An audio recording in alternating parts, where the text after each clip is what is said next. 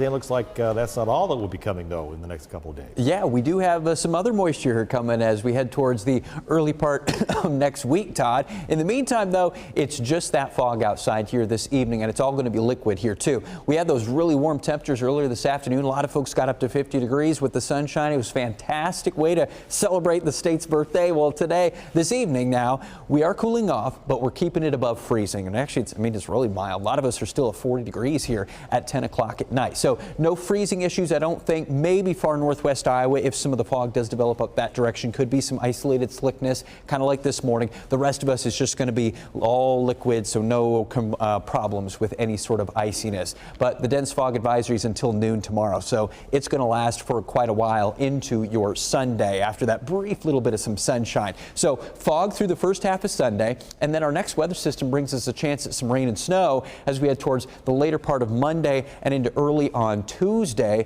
And then after that, if we do get a few snowflakes, we go basically right back to actual winter type of temperatures. Tomorrow, even with the clouds, we'll still be above 40. We'll get to 40 again on Monday, and then we'll drop back down towards highs around or below freezing, which is more typical of this time of the year from New Year's Eve onward into the first few days of January. Outside this evening, you can see where the fog is redeveloped. It's kind of the patch between the high level clouds here over central Iowa. Those high level brighter clouds moving into western parts of the state. That's a little disturbance that's actually going to ripple through the state tomorrow, maybe squeeze out a couple of raindrops in the midst of that clouds and the fog. There's that big storm system we talked about earlier with the severe weather, the tornadoes down in the deep south, and then there's our system for Monday. Still quite a ways off the west coast and still needs to come on shore. That's going to give us better data, which is why we don't know all the details about it just yet. But we're going to tell you what we know here in just a second. So here's tomorrow morning, starting off around sunrise, upper 30s to around 40 degrees, lots of fog, lots of gray skies.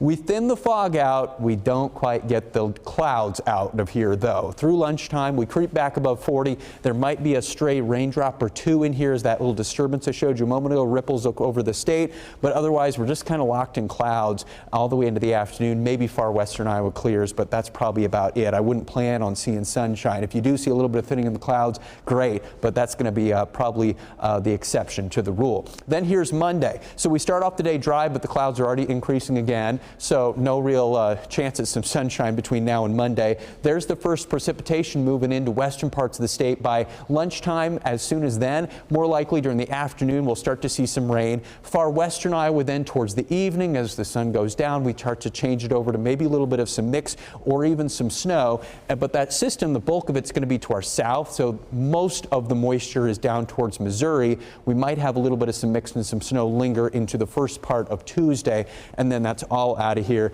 and then we don't really get back above freezing there after that. So snow potential right now, since it's not on shore, the system yet, like we showed you, probably too early for numbers. Those will be more likely tomorrow. But there's some potential for light accumulations, I would say, right now in western and southwest Iowa.